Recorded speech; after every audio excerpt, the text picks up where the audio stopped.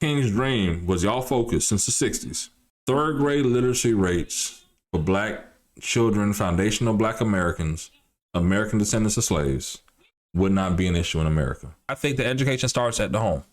And if we're going to sit there and blame the government, we have to also blame ourselves for our kids not being able to learn to read or not being proficient in reading. Welcome back to the channel. It's your boy, the Hip Hop Lobbyist. And in today's video, we'll be watching Dr. King III speak at the March on Wall Street that Al Sharpton put on with the National Action Network about DEI and Trump policies and how they're impacting communities of color. Now, the biggest thing that I highlighted in this video is that we can't talk economic development if our kids can't read. And I think that these leaders that have been around since the 60s that have pushed, as I say, poverty pimp narratives on our communities have really let us lose any kind of grips on getting the reparations. And now you have foundational black Americans, American descendants of slaves, and I get it, but I don't. Because the main issues that foundational black Americans have in America is that they don't know how to operate like foundational Americans. And in that, they've had leaders who have let them fall by the wayside. It's economic development, poverty, gentrification have all led to issue. Now they go back to reading and economics. And it just doesn't make sense because this should have been the initiative from the beginning. Either way, let's check out the video. This is from my live stream. Please make sure you like and subscribe for more. King's dream was y'all focus since the 60s. Third grade literacy rates for black children, foundational black Americans, American descendants of slaves, would not be an issue in America. And I'm saying it that way because they say Caribbean Americans and Africans from Africa read better than foundational black Americans. I don't have the statistics because they all group us in together as black. So whatever we gain collectively is there, but we just need to make sure that our foundational black Americans, American descendants of slaves can read. Because you got to be able to read the mortgage. Good afternoon. Know what you're paying for, right? Read the numbers. You can't read, how you going to build economics? How you going to build wealth? How you going to be a Republican and get rich? Or a Democrat and be rich? And as Dick Gregory, the late Dick Gregory used to say, I hope and pray that our back to our destination will be equally as safe. 62 years ago, as has been said over and over today, not bad, y'all. Stood on the steps of the Lincoln Memorial and shared his vision for our nation and world. I want to start by saying some have tried to continue the work that he and his team began. Oh, I see, yeah. He even know not everybody. The National Action Some of y'all been bullshitting. Poverty pimping. For convening us today on Wall Street, which is where businesses are made and trillions of dollars are made. Hey, buddy. Yes, sir. You know what my a ranch father is? said Ranch, like in 1963 salad ranch, salad dressing? Yeah.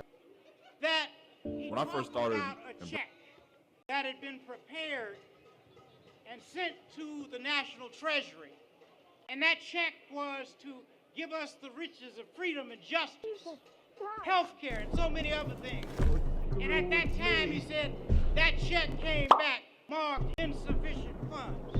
But he went on to say that I know the Treasury is not bankrupt. Though they're telling us today, oh, we have we're running a deficit. But yet, billionaires have quadrupled their money. And in a real sense, we must create the climate where people truly can raise themselves by their own bootstraps. That's right. But you can't say to a bootless person, raise up by your own bootstraps. We must create that climate, that economic climate, where housing is affordable. That climate where health care is available for all. That climate where the greatest education that anyone can get exists.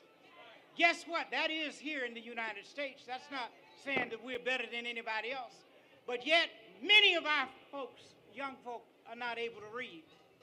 Something is wrong with this nation. Wait a minute now. Wait a minute. See, wait a minute, Dr. King Jr., the third. When did it become the government's responsibility to help our kids learn to read? Hello? I read to my son every night. I commit to that. My wife and I are committed to that. I think the education starts at the home. And if we're going to sit there and blame the government, we have to also blame ourselves for our kids not being able to learn to read or not being proficient in reading.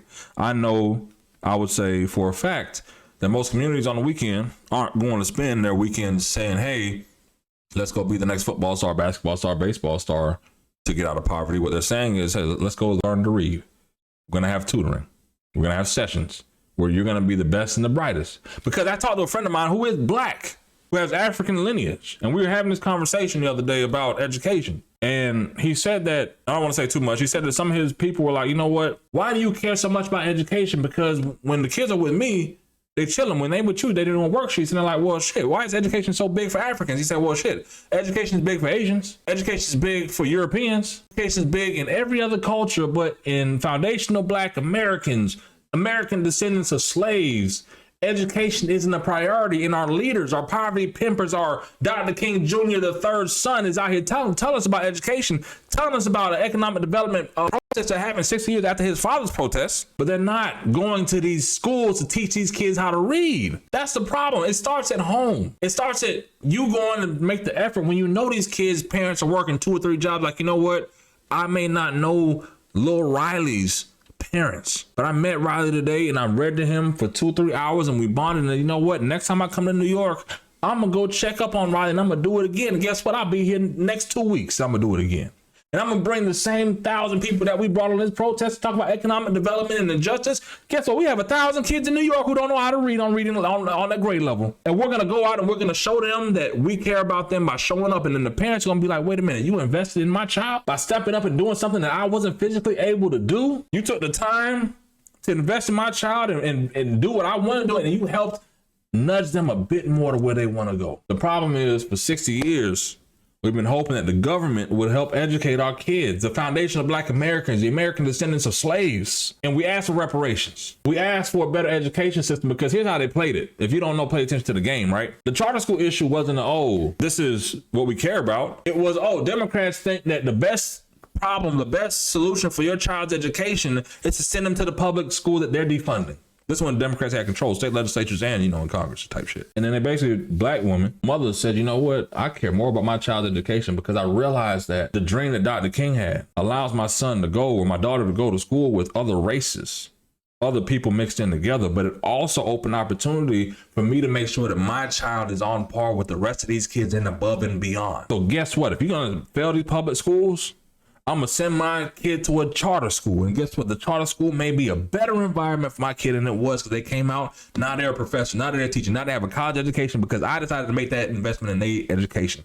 I didn't wait for the government to give me a handout. I didn't wait for the government to come on back and say, hey, Black people that we enslaved, here's your education that we robbed you for 400 years. That's not going to happen. I'm not looking at the camera. I'm looking all over, right? I'm speaking the words. I'm reading the words as I'm freestyling this. But to the point, if we're talking about reading gains, economic development, 60 years after the Poor People's Campaign, they're talking about the same thing these people are talking about today. Then all these leaders have lost and failed us. Dr. King, Ben Crump, Al Sharpton, Jesse Jackson, every single one of y'all that's on TV every day talking about the same shit. Michael Thesaurus, Eric Dyson. These brothers have failed our community because they would rather you run your blood pressure up and hate Trump and hate these people, hate every Republican, hate every white person. Because I'm almost like Malcolm X, I'm almost a Black nationalist. Go back and look it up if you don't know what it is. But at the same time, these leaders that we've had have been robbing us blind.